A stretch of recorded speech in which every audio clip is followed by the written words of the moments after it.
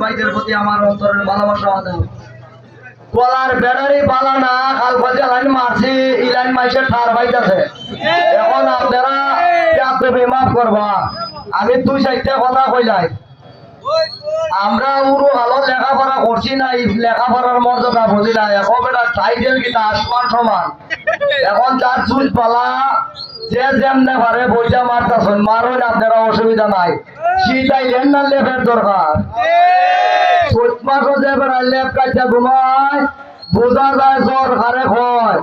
আর ঘরের কথা যে পার করে বোঝা যায় ফর খারে হয়। আব্বাই হইয়া গেছুন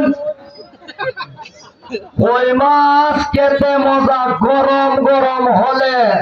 এখনো কি আপনারা সুদ পাইন না যে আল্লাহ পাক মার চালনা কাইল্লা রহমাতাল লিল আলামিন যদি হয়ে থাকেন নবী আর রহমত বর্ষণ করতেছে, এরপরে উসপিটাছে না আপনারা কই মাছ দেন রাখে তোকে সাউ হচ্ছে এইটাও বিভাগে ধরে না না খালি আপনারা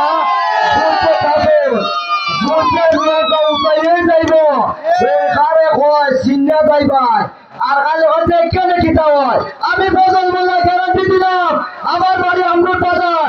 আমি দুধের পূজা করি না, বুটের পূজা করি। বারবার নির্বাচিত উম্মর খোদাজত তারে করি।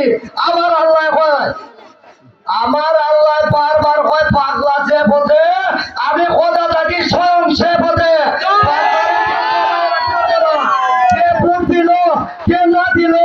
এগুলো আমার কিচ্ছু আসে দেয় না।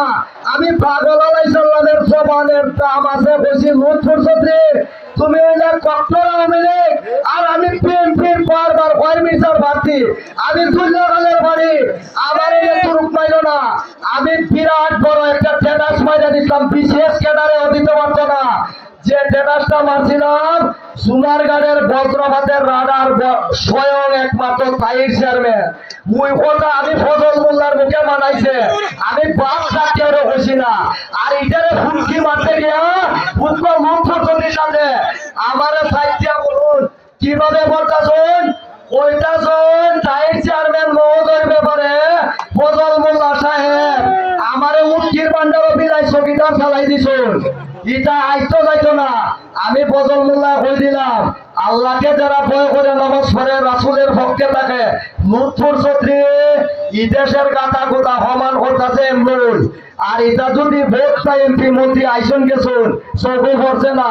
দয়া করিয়া আল্লাহর ওয়াস্তে ভোটটা দিউন না, যদি দেন জাতির ভাবে তার অসুবিধা নাই।